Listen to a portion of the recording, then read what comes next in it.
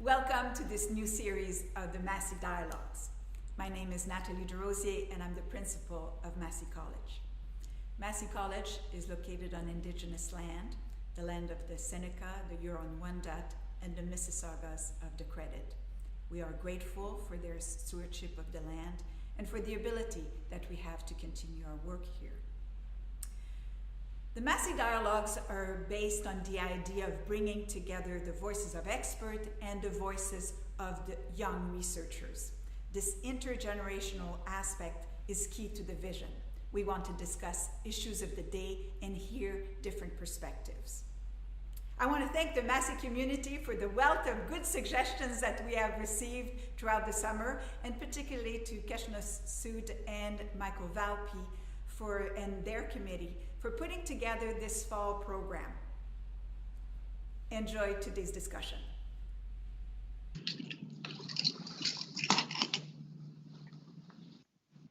Natalie, thank you for that introduction, and I think we're going to have a fascinating next hour here in the Massey Dialogues. My name is Steve Paikin, everybody. I host a program on TVO, Ontario's provincial broadcaster. It's called The Agenda. 5 nights a week, we look into current affairs, including, of course, what today's guests are going to be talking about. And I'm really delighted that we've been able to secure the participation of these three people who are going to make the next hour of your lives very interesting. Bob Rae is the ambassador and permanent representative of Canada to the United Nations. Kate White is the CEO of the United Nations Association in Canada. And Keshna Sood is a junior fellow at Massey College. They come to us from New York, Ottawa, and Massey College, where a junior fellow you would expect to be ensconced these days. Let me just take 20 seconds to tell everybody how the next 60 minutes are going to go. We're going to start by sort of figuring out how our guests got to the jobs that they're in right now. We'll take just a few minutes to get you there because I'm not going to operate under the assumption that you know all of our guests. We'll then do a little bit of analysis of the present day and then look at what next steps the United Nations might be able to take to make this world a better place. And then, of course, we want to save 15 or 20 minutes at the end for your questions as well and get you involved in this. And with that, I welcome all of our guests to my attic, I guess, and from points beyond. It's lovely to have everybody with us this afternoon for this conversation.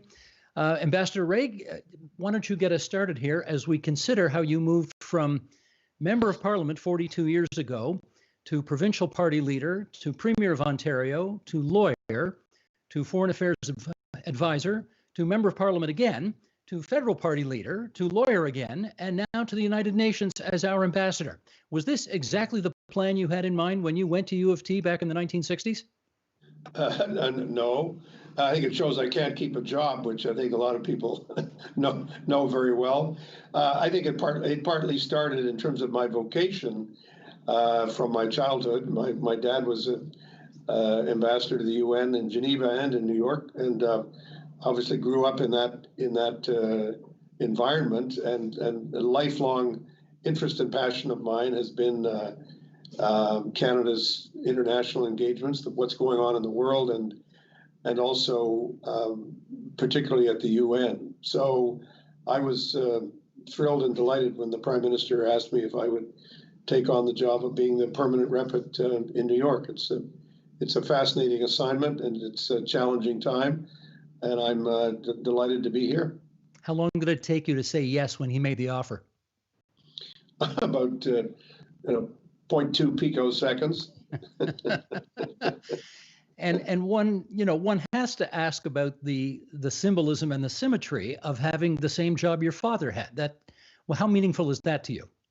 Well, it's very meaningful. Jokingly, somebody said to me, most people go into their family business right out of university and then they leave. He said, you've done the opposite.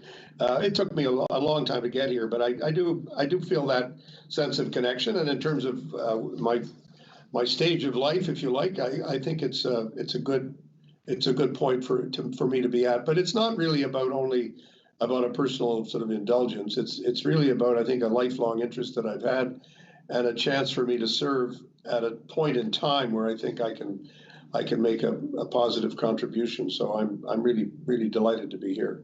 And let me do one more follow-up with you before I get the others involved and pick up on that angle of serving that you just mentioned. I happen to have here, Matt, I don't know if we can see this. Can we see that? That's a copy of a picture that hangs in the gallery of Queen's Park of Bob Rae, probably 46, 47 years old, his picture as Premier of Ontario. And I wonder what the biggest difference is between what this 47-year-old former Premier had to offer public service and what the current 72-year-old man who we're talking to today can offer to public service. The answer is scars. Beyond I think it's experience, and I do happen to believe that having some experience is helpful, and understanding and being able to connect with the real world of political life, and as you know, there's a certain granular reality to provincial politics that is you don't get at the federal level, and it's quite real, and something that I enjoyed overall. I didn't enjoy every second, but I enjoyed it, and I learned immensely from it. But coming here, where you're supposed to be far removed from the affairs of what's going on, reality is it's very granular. It's very daily here. We just see it played out on a different stage, and that makes it, to me, makes it very very fascinating. And it's really not that far removed. It's all about some of the same principles about what works, what doesn't work, the impact it's having on people, what's really going on. And as you know, as you may recall, I governed during a recession. I learned a lot during that period, and this is during a recession. We're in the middle of a major global recession, unlike anything we've ever seen before. The pandemic impact is huge globally and locally, and it's something where I think having the experience may be helpful in terms of helping to provide some perspective on what's going on. Understood. Thanks for getting us started. Kate, let's get you into the conversation now. What brought you to the work that you now do? Well, thank you. First of all, Steve, it's great to be in your attic with you. And I'm delighted to see the ambassador and Keshna. And I know we're going to hear about how she's going to contribute to our future. I'm also going to mention that here in Ottawa, we're on Algonquin and Anishinaabeg territory, because, of course, that's part of how we acknowledge that we move forward. Unlike Bob, and I'm going to steal his expression, that he was born in a log embassy, I was born in a working class family, the youngest of 8 in Kingston, Ontario, a community that was all about town and gown, and I was definitely a townie. I would say that my great step forward was university. I came to the University of Ottawa. Some of you will know I actually started a magazine with someone who stayed in the business. It was called the Canadian Review magazine. I was managing editor to the editor, Graydon Carter, who went on, as you may know, to edit Vanity Fair for many years. And in some ways, I think because we will have young scholars here, it was a moment of recognizing, damn, if he can do that, I think I can do that too. And I ended up telling people that I thought I could be a journalist because I was a former managing editor. I wrote about science as I talked to Keshna for the Globe and Mail, the New York Times, the New Scientist. I very much remember my first speech, article. You can see I'm in another world now, above the fold of the Globe and Mail, with the headline, "A Star is Born," which I was very happy to send to my mother so she could stop sending money. But of course, it was about starburst because I was a science writer. I did get involved in civil society, and in fact, was actually the volunteer president of UN, the predecessor of UN Women, UNIFEM at that time. And I'm saying this in a way because I recognize others reflect what is their path and what could be a path. Governance is governance in the same way that Bob has just shared that relationships and relationship building are relationships. These are electoral opportunities, and something that I would encourage others to do as well. So a different sort of path. My working specialty then was risk communication. I had the privilege of doing research, a piece of research called Integrating Dissent, which looked at the role exactly of dissent in making changes and the role of civil society. Likewise, a review of the Good Friday Accord. As we hosted the G8 in Canada, how we could get the Secretary General involved with a Sherpa as opposed to an ancillary. So in a way, it's activism, but I think activism with discipline. And boy, it's been fun as I am about to step away from UNA Canada. Gotcha. Can we just also do one follow-up here and understand what the relationship is between your United Nations Association in Canada and the actual United Nations? What's the relationship there? Well, I'll tell you about the relationship in the history. So actually, we're older than the UN. So this speaks to Canadians' belief in multilateralism. Technically, we're about 95 years old. We were the Canadian Council for the League of Nations. The United Nations Association in Canada, I might also add, by the way, that Sol Rae was on our board of directors, is a civil society organization. It might be framed as the people's movement of the United Nations. We have volunteers across the country, branches across the country, as well as I lead a professional staff based in Ottawa, but likewise spread out with programs and so on across the country. Our relationship is really, in some ways, quite independent, but I suspect that you will hear some of the same cadences in what I say and in what Bob says. But you don't report to them, do you? I absolutely do not. In fact, I report to my board of directors and a former ambassador and plenipotentiary of the permanent rep for the UN. We're also part of the World Federation of UNAs, which speaks to, there's over 100 of them, it speaks to the citizen commitment to multilateralism and our work to, in some ways, also hold the member states' feet to the fire. Gotcha. Keshna, I would not have thought that there was necessarily an obvious connection between someone doing her PhD in molecular biology and genetics and international diplomacy. So could you please connect those dots for us? Absolutely. I am here to be the outlier, if you will, really to say that policy is the management of people and diplomacy is really about fostering connections between countries, between people, for whatever purpose. So just to backtrack, I'm a molecular biologist at U of T here. I'm in my 5th year of my PhD, and I'm actually looking to move forward in science policy and science diplomacy.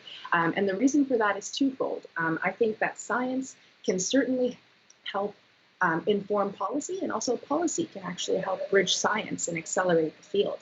And together, this reciprocal interaction between using both as science as a universal language that everyone can connect with, and also the fact that it's deeply personal to kind of foster new relationships or rekindle older relationships among countries can really be used to solve world problems. A lot of them have science to do, a lot of these problems also have science integrated into the core of their problems. And COVID-19 is an excellent example, although has harsh repercussions. Mm-hmm. Am I allowed to ask how old you are? Yes, you are. I am 26 years old. 26. Oh my goodness. Okay, well done. Well done. You've gone farther in 26 years than I have in 60, but good for you.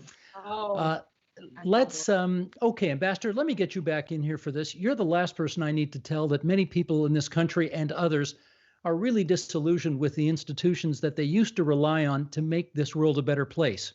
So what would you say to convince us that the UN is still worth the effort? Well, I mean, I think you just have to look at the facts. I mean, the UN is an array of agencies and places of work and projects around the world. What you see at the Security Council of the United Nations or speeches at the General Assembly is really just a small tip of the iceberg of what the UN really is. And I think, somebody said to me the other day, I thought it was a good formulation. The the UN as a political body is pretty dysfunctional because the world is pretty dysfunctional.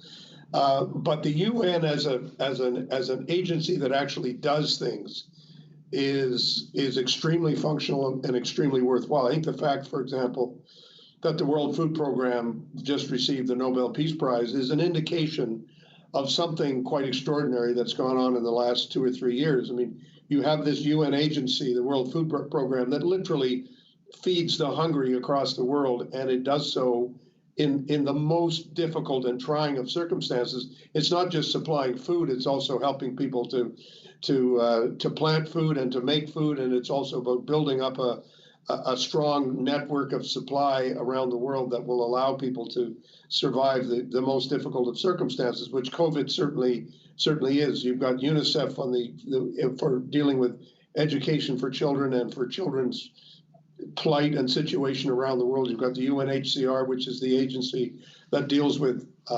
refugees around the world. You've got the World Health Organization, which whatever one may say about the events of COVID and the way in which that has been portrayed politically, the reality on the ground is that the World Health Organization has done an extraordinary amount of work in actually delivering healthcare to a number of countries and peoples who, without the World Health Organization, would have no access to healthcare and no access to health protection, which is essential. So you'll appreciate this, Steve, as a sports fan. Richard Holbrooke, who's the former U.S. diplomat who passed away a couple of years ago, had a wonderful expression. He said, "Look, to blame the UN for the problems of the world is a lot like going to a Knicks game and blaming Madison Square Gardens for the fact that the Knicks just lost a basketball game." The UN is the architecture, it's the structure, it's the building, it's the nations themselves that make up the politics of the UN or the political formation of the UN. So if you're looking for anyone to blame for why isn't this working or why haven't we done this or why have we done this, apart from the work that the agencies do, which I think is important for us to recognize, it's the countries of the world that makes these decisions, not something called the UN. It's the nations of the world that are either performing well or performing poorly. And I think the fact is we're at a particular time in history when there's insufficient cooperation among the leading powers of the world, and there is no great consensus on how to move forward. And this is a critical problem. Kate, as we consider what Ambassador Rae and this country are able to do, I wonder if I could get you to comment on this. This country quite famously tried to get on the Security Council and, of course, came up short. How much do you think that hamstrings Ambassador Rae's efforts to make things happen? It's not zero, but it's not a lot. And let me tell you why. It speaks to Bob's assessment of his skills in relationship building over the years. That, yes, I would agree with Bob that it's about countries, but of course the countries are represented by individuals. It is about those relationships. Canada, because we had been campaigning, now of course we weren't campaigning the same number of years that the other competitors were, but the campaigning itself is about building that relationship, having one-on-ones. What is it that your country aspires to? What are, how do you see yourself going forward? Well, that kind of intelligence and those relationships will serve Canada very well. First of all, when we decide to run again, I feel like that, we've certainly been burnt on this, but Bob's job and the incredible asset of having someone as experienced as he has been is now building on those relationships to get work done, not least that there will be a little bit of discomfort that Canada is one of the good guys and that we lost. There is a certain amount of goodwill that exists out there that Bob can capitalize on, which again, he is our representative representing the government of Canada there. So in a way, I couldn't be more delighted to have that person in that chair to take this forward from a lost campaign. Okay. Having said that, Ambassador Rae, do you find yourself hamstrung yet in things that you've tried to get started because you don't have that position on the Security Council? No, no. I mean, I don't. I think the key thing is you've got to look and see what are the challenge. What's the big challenge we face right now? The big challenge facing us today is COVID, and frankly, it took the Security Council more than 3 months to agree on a resolution, which was nothing. I mean, not doing anything, just saying this is what COVID is. This is what we need to do. It took them months to do it. So, what has Canada been doing in the meantime? In the meantime, we've decided to co-chair with Jamaica a global process which has been underway for the last several months, working with the Secretary of the UN to bring the rich countries and the poorer countries together to talk about financing for development. How do we respond to COVID? And frankly, Canada is very much a leader in this whole process. We are not affected at all by the fact that we're not on the Security Council at the present time. So it's important for us, I think, to continue to define projects that matter, to be as innovative and creative as we can be to create the relationships that will help to make things happen and help to make a difference, and continue to do the work that we have always done for the General Assembly. I would remind you, most of my predecessors were not on the Security Council. Stephen Lewis was not on the Security Council, and yet I don't think anybody would say that Stephen Lewis was silent or somehow not effective. I mean, he did more than almost any single diplomat to get the countries of the world to focus on what was happening in Africa, what was happening in Southern Africa, what wasn't happening. And he was instrumental, together with our national government, in actually helping to make change happen in South Africa, which we were able to contribute to. So I don't think you should take membership of the Security Council as being definitive at all. I think it's too bad we didn't win, but it's not the end of the world. I would like to get Keshna in here and do a question to her. I don't know if, well, let's pull a bit of an audible here, Keshna. You're a member, obviously, of a younger generation who will have to live with the consequences of what Ambassador Rae and his generation are either able to or not able to achieve during his tenure at the UN. So let me ask you, and I'm asking you to speak on behalf of your entire generation around the world. What do you expect from the United Nations? Clarity and accessibility. I think two big things that I think the generation at large has a problem with right now. I think the youth would like to understand where to go and how to navigate the conglomerate of offices that is the UN. It's been said before that the United Nations is as good as people take it or make it. And so the seriousness of the question of the countries, like Bob Rae just mentioned, our ambassador, it is really up to us. So the primary responsibility of everyone that wants to get involved is first to understand how things work, because you got to understand how they work before you can fix anything.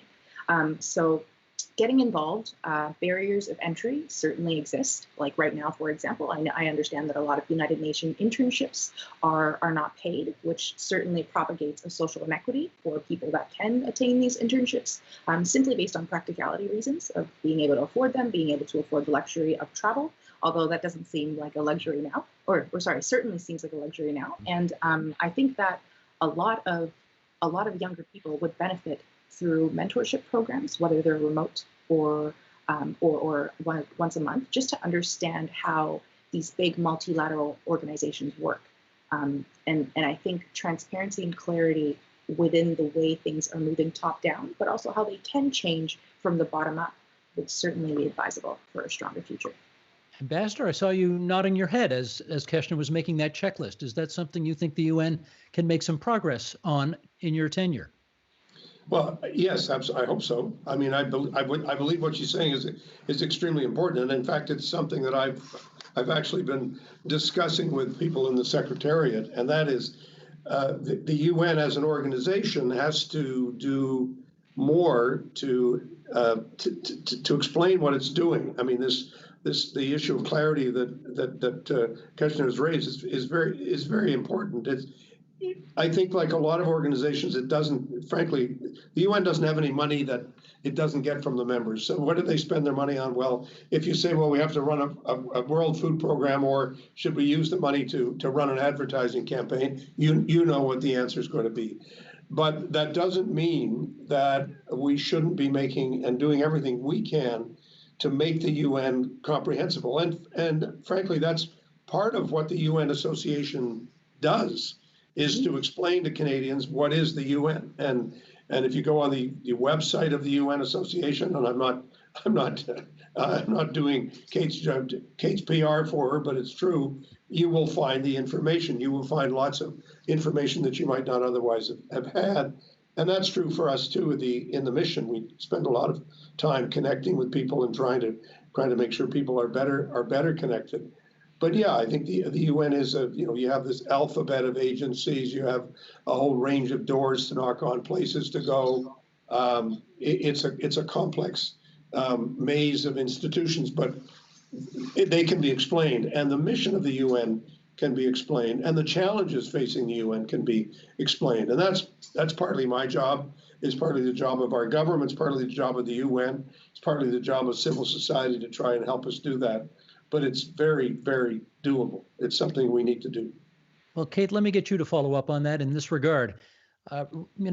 There are myriad issues and myriad organizations that are, if they haven't already, and I suspect they have, are going to be coming at Bob Rae saying, okay, we understand that COVID-19 is the international priority right now, but there are these myriad other things that we need you to focus on as well. What should be on that list of priorities for him that he has a chance to make progress on? Well, certainly one of them is going to be financing in the future. In other words, this is one of the assets of the table of the UN, and that is addressing something like a global issue that we're confronting together. I often use the analogy because, of course, people see the United Nations in our name and somehow imagine we're in a building of marble and gilt, and you climb upstairs on your knees. And I remind people that the UN, as I think of UNA Canada as well, is a table. It's held together with duct tape.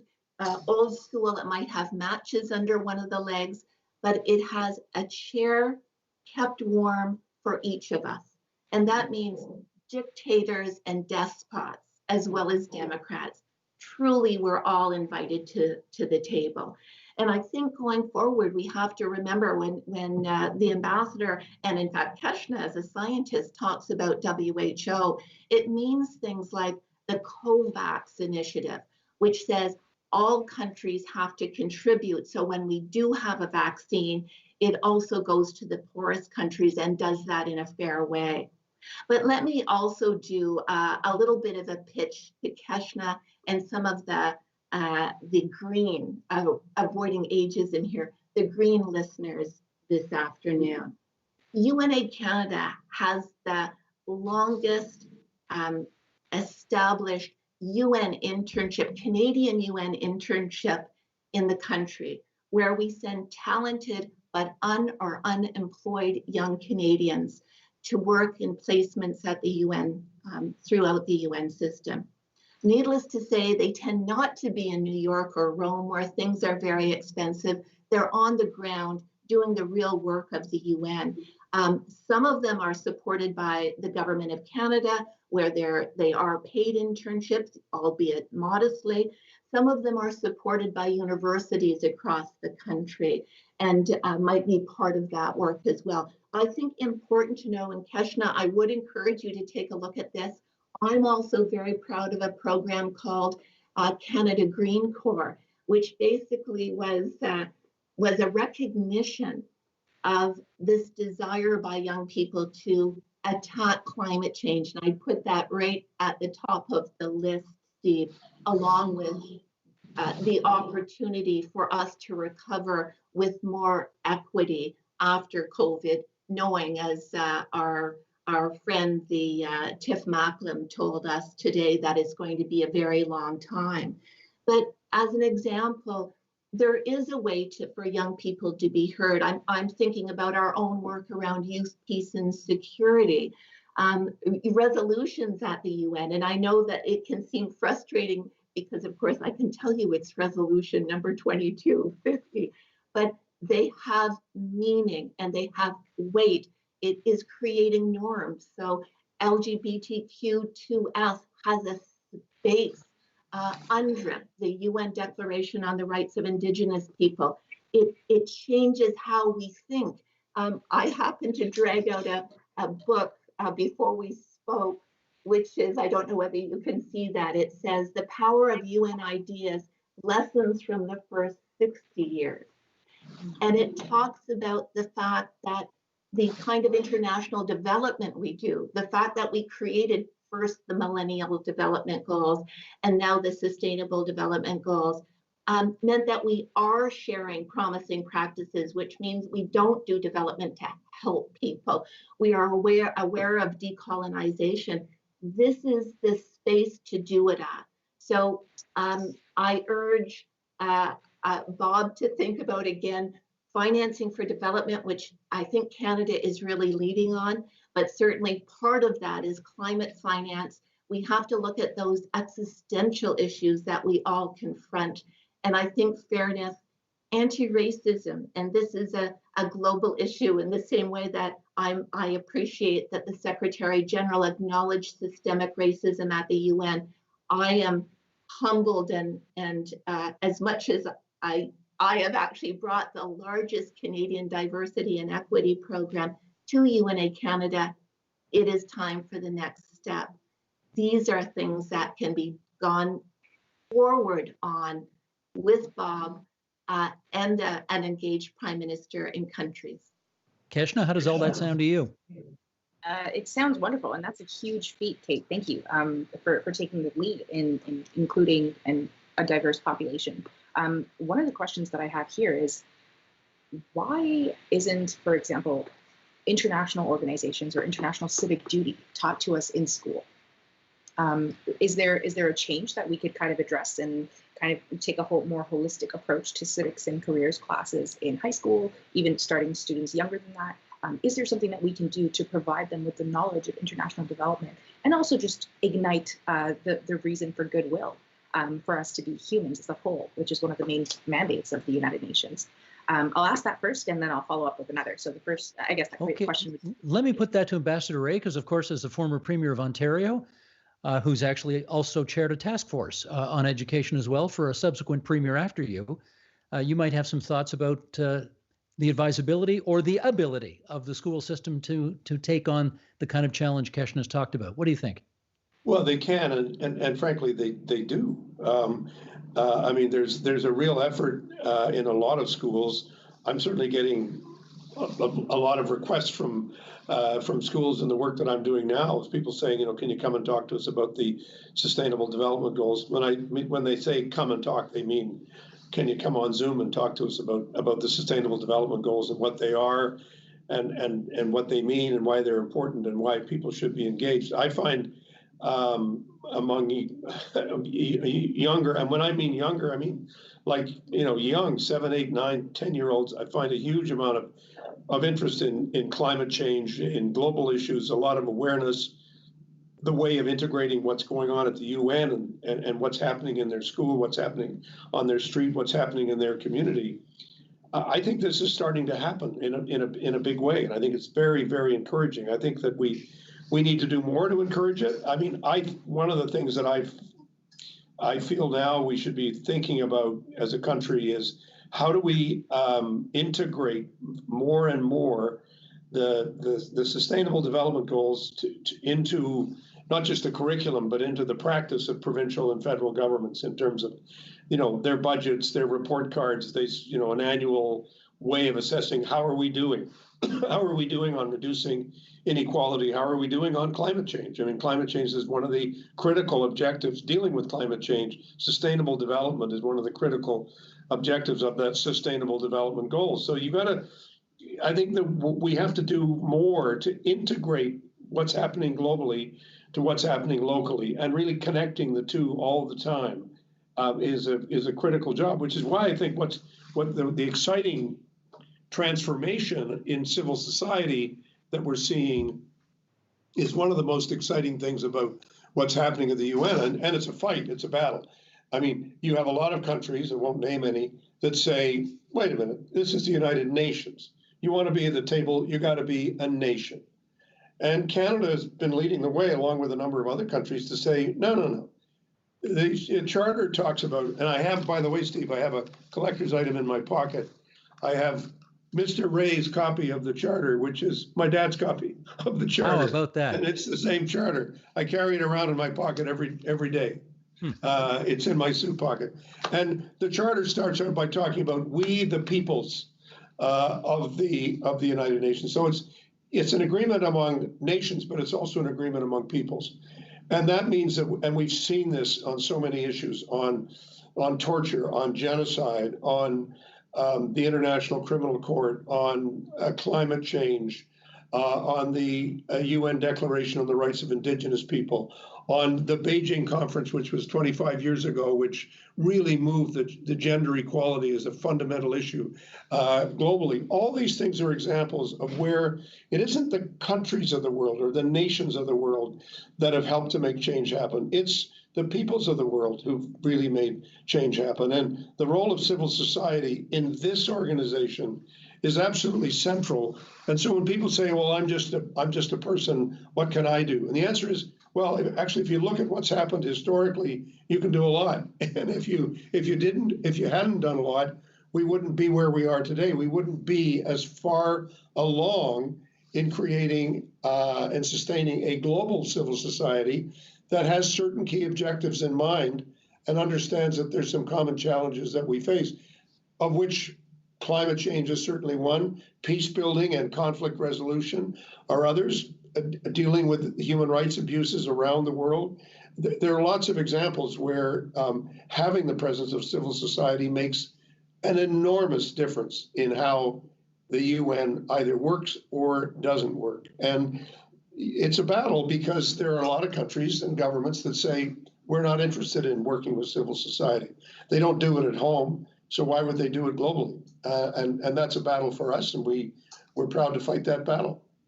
Given that the ambassador, Kate, just pulled that document out of his pocket, I want to ask you about it because, you know, there is a view out there that says maybe we need a new UN charter for the 21st century. Maybe that one that was penned by a Canadian 75 years ago isn't up to the task anymore. What's your view? Well, I want you to know that I've got my copy handy as well. And it's actually Article 71 that actually says specifically that civil society should be engaged. The problem is not in our stars. It is not in our charter. It is in ourselves. And I think that the action, it's sort of like this, this perpetual conversation about reforming the UN. I think we all know that that really what we're talking about is the Security Council and the P5 and getting around that. The fact of the matter, for 75 years, we have had to do all sorts of dipsy doodles to make that work. We may have to continue to do that. I'm going to suggest that if Canada had a seat on the as a P5 as opposed to one of the elected members, and I note that we don't, for those of us in civil society, we prefer the term elected members as opposed to non-permanent, which feels a little bit more dismissive. But I would say that there's an opportunity to forward, to understand, first of all, if you had a seat, you're reluctant to give it up. I want to mention a couple of, just to respond, because I think that conversation is very important about the role of civil society and educating all Canadians. And this is where I'm going to get my civil society back up. I think it's important to note that recent research has said that 20% of NGOs in Ontario are closing their doors permanently in 2020 because of COVID. One of the things that your listeners can do is all become members of UNA Canada or donors. And remember, we've got active branches around the country. These are tough times. We don't have the resources necessarily to educate all Canadians. It is quite amazing that there is a hunger, and I'll tell you that we do poll Canadians, and fully 88% of Canadians from across political ideologies support our engagement with the UN. Do they think it's a perfect institution? Are they romanticizing it? I would say no. They're pragmatists that know a country like Canada sometimes benefits even as trade by sitting beside, as Bob will sit beside, maybe in a year and a half or 2 years, but maybe he'll have Zoom calls where he'll sit beside someone who might be interested in one of our products. I mean, there's so much that can happen at this institution without saying, let's change this. I think this covers quite a lot, quite handsomely for us, Steve. Now, Kate, don't tell me that's Saul Ray's copy as well. No. Okay, just checking. I want to be true to my word here, and we started by saying that we would try to leave 15 to 20 minutes at the end for questions from the audience, and we are at that moment right now. So let's see if we can get some questions up here. And here's one from somebody that I think we all know. Mel Cap says, can you advance Indigenous people policy in the UN globally? Ambassador, what's your view on that? Yes. In fact, I had a very good meeting with a number of Indigenous leaders in Canada yesterday on a call. It was very, very productive. You know, the struggle to get to the UN declaration was a long one. It was a long struggle, and it took a long time.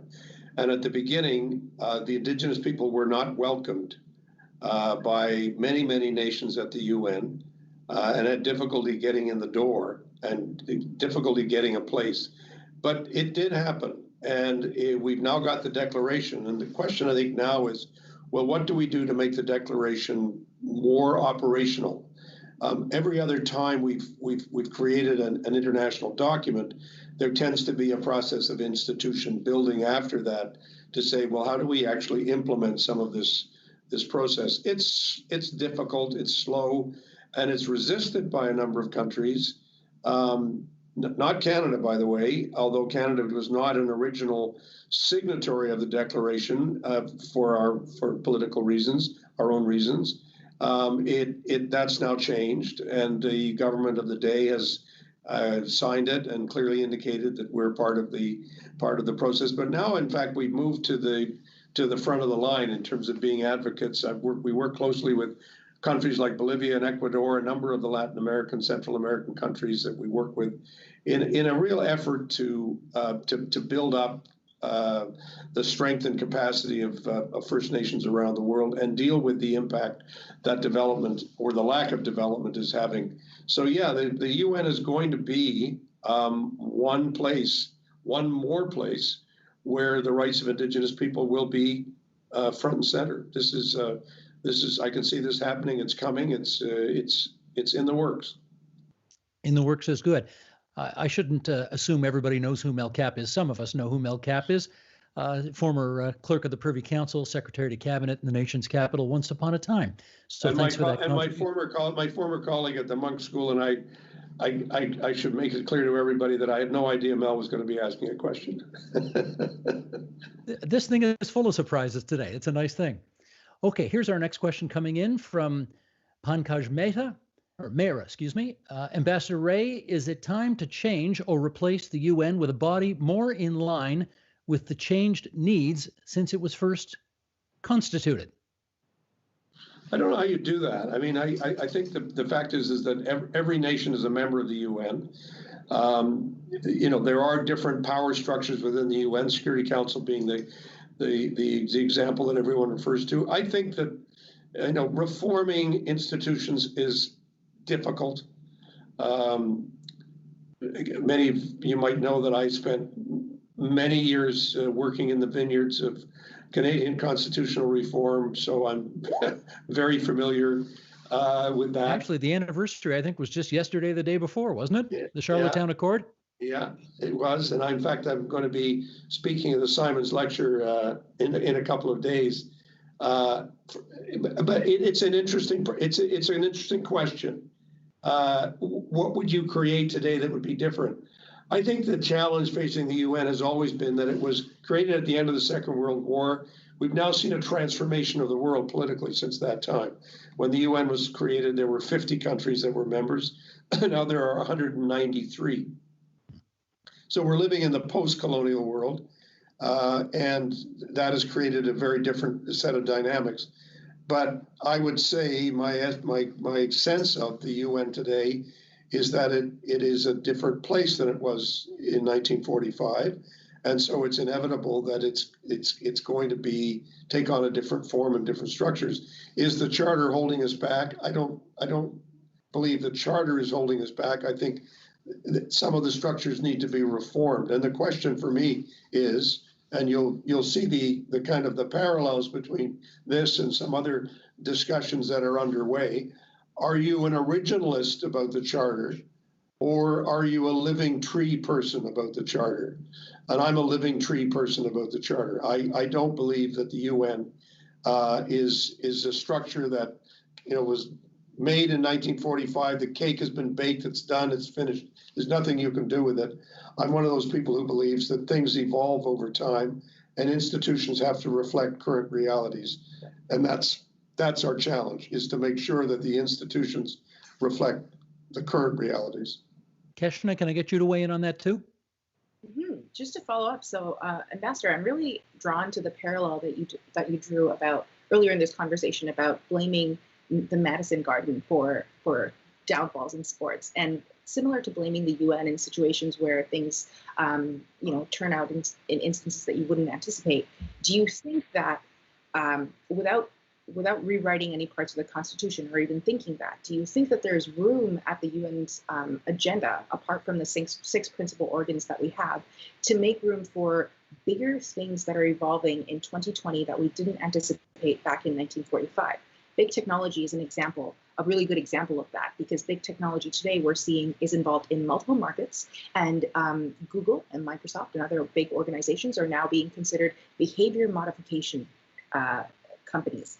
And so if you have these big corporations that are influencing perspectives of a nation, or even larger than a nation, a global nation, which is the World Wide Web, how do you think the UN should step in to help but help coax the regulation of these technologies in a way that still preserves the mandate of the United Nations? Well, I mean, we're going to need different institutions of governance globally to deal with the impact of tech change. Absolutely. We're going to need them to deal with the impact of climate change. I mean, where you clearly have a global problem, a global issue, you're going to need to create strong institutions of global governance. And I think that nothing in the charter that says you can't do that. No, you can only use the institutions that you have. We have been creating new institutions and elaborating on them all the time. Going back to the Universal Declaration of Human Rights, which again, if you compare it to the American Constitution, it has its parallels, right? I mean, when we talk about the American Constitution, what are we talking about? Well, we're talking about the Constitution, but you're also talking about the Bill of Rights and the fact that there have been a series of amendments to the Constitution which have been adopted and are now part of the Constitution. And you're also talking about the decisions that have been made by courts and so on over time, which have also evolved and changed, which are also part of the Constitution. And the same thing's true for the UN. You look at the Universal Declaration, you look at the which really emerged from the experience of the of Nuremberg. So did the Genocide Convention. So did the Torture Convention. So has the International Criminal Court, and on and on and on into where we are now. So the question really is can the nations of the world agree on these structures and on the need for new ways of governing to deal with the impact of global technologies? And I think that's a big challenge, but that's what the challenge is. Is it easy to govern Facebook and Google? No, it isn't, because the technologies are so new, and as Steve and I both know, so addictive. We need help in how do we deal with them, and how do we cope with them, and how do we manage them more effectively. But I think these are big issues. Similarly with climate change, how else are you going to deal with climate change unless you have stronger global regulation and global institutions? You can't do it. It's going to require much stronger international enforcement than we've seen before. But that's very much in the spirit of the UN and of the thinking that went on after the Second World War, which was really saying, how the heck do we stop this from happening again? And have we created a perfect institution to do that? Not at all. But we're better off with it than we would be without it. I'm happy to plug at this moment at Bob Rae 1948. It's a very good Twitter handle, and he's a very prolific and good tweeter. Let's get the next question in here. This is from Albert Wong. Is it possible to revive the concept of the right to protect in the United Nations? Why don't I get both Kate and the ambassador to go in on this? And just noting the time here, let's try and be a little economical with our answers, and maybe we can get one more question in after this. So I'll dive into that. It's a responsibility to protect. And interestingly, when Lloyd Axworthy brought it to the United Nations, it was fully embraced by the Global South and seen as an opportunity to make a difference in the intrastate conflicts and also, of course, wars in the region and so on. Interestingly, over a very short period of time, I would say about 3 or 4 years, it became to be seen as colonialism or post-colonialism, and was rejected by some of the same African Union and others.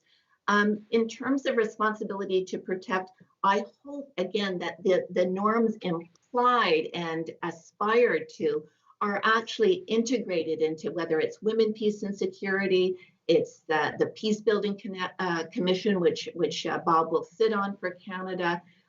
It's the Department of Peacekeeping Operations. So it does exist.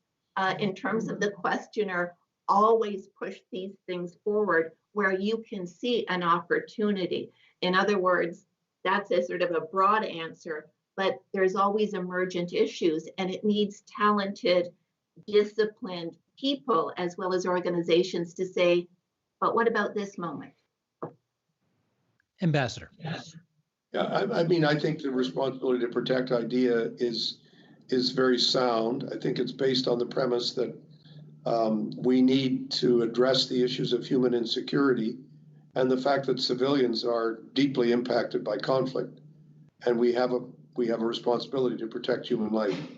And that responsibility is shared. It doesn't belong to a former colonial power or a major power. It's genuinely shared in the world, and the basis of that starts at home. It starts with neighbors. It starts with countries finding solutions. It starts with neighbors of countries finding solutions, and then it starts with other broader forms of intervention.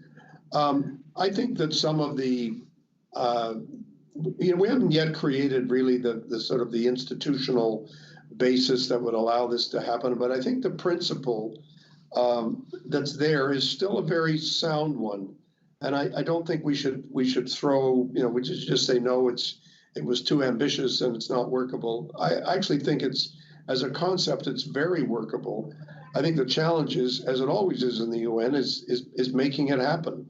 And again, that challenge of making it happen is not because of an institution which says, no, we won't do this. It's because the countries involved are very reluctant to accept that level and that degree of responsibility. But I do think that, over time, it's interesting the last few weeks, I've heard the term used far more than I was expecting to in conversation about what is our responsibility and how do we respond. And I think it's worth coming back to it a lot. Let's get one more question in here. Matt, if you could, we'll bring the last one up. And okay. From the principal of Massey College herself, Nathalie Desrosiers. Ambassador Rae, what are your personal objectives for the next year? What do you think that you can do? Well, the first, thank you, Natalie, the first one is really to deal with this COVID crisis and for Canada to be very much part of the solution and helping to drive it. Second is dealing with the ongoing challenge of conflict and how we can use prevention as well as peacekeeping to deal with the impact of conflict. Third is climate change, which is huge, and the fourth is what can we do about UN reform and making Canada's commitments to things like equality and human rights real through the institutional structures that we've created over a long period of time. Those are my big four. There are a lot of other ways in which I get involved with particular issues. Canada, I discovered when I got here, we chair a committee at ECOSOC on Haiti. So I will be dealing with the challenges of the poorest country in the hemisphere. I'm getting involved with negotiations again between the poorest of the poor countries and the industrialized countries about how to move their situation forward economically. So there's two or three, very key things that I'm working on, and I'm enjoying it very much. And it's not a project for a year. I think it's a project for a lifetime. But in the time that I have here, those are the things I think I'll be spending a lot of my time focusing on. And do you, forgive me for not knowing this, do you know how long your term is, and can you be re-upped, or how does that all work? Well, Steve, when you figure that out, you let me know. I serve at the pleasure of the Crown. My initial appointment is for 4 years. We'll just see what happens. Gotcha. Let me ask our other two guests finally to in some respects answer the same question. Kate, maybe you could fill in the blanks. Bob Rae's time at the United Nations will be considered a success if he can what? If he can move the yardsticks on equity, which means, I think, financing for development, and I'm going to include climate financing in that. It's baked in. COVID, clearly, I think COVID is an opportunity for the new Marshall Plan, and so these things are all connected. There's simply no doubt about that. And I think the other piece is to show exactly when he said that there's other pieces that he's working on. If we're focused on the gender piece, the anti-racism piece, that if we integrate the gender-based analysis plus in everything he does. Keshna, last word to you. Bob Rae's time at the UN will be a success if what? If it's a big one. I think that this time to lead is certainly challenging. And I think that your time would be best used if, humbly, you'd agree, that students and youth could be involved at the UN, not in terms of the decision making, but in terms of the learning and the progress of all things UN does. So incorporating youth voices, not just as tokens to be happy with a quota, but also to understand novel issues that might be solved by listening to younger people. In addition, I would also note that most of our global problems today come from a scientific area, whether that's coronaviruses, and there will be many more of them in our lifetime. So understanding the science behind it, using scientific professionals to accelerate, which we have a lot. We certainly have a big concentration of Canadian talent here. And as well, understanding how bioweapons and other threats of our future can be solved with thorough scientific understanding. That's a nice little to-do list, Ambassador, so make sure you get it done by the end of the week, okay? The report will be on your desk, Professor. I want to thank Keshna Sood and Kate White for joining us on this really, really special occasion. And I know I speak on their behalf and on behalf of everybody who is watching this when I say to Ambassador Rae, we wish you a great good fortune with your new responsibilities and look forward to seeing how much progress you can make on all of these files. Good luck, sir. Thank you so much, Steve. Good to be with you again. And Kate and Keshna, thank you so much for joining. It's been great. Thank you. Thank you all. Thanks, everybody. Let it never be said that Paikin can't get off the air on time. It's 5 o'clock and away we go.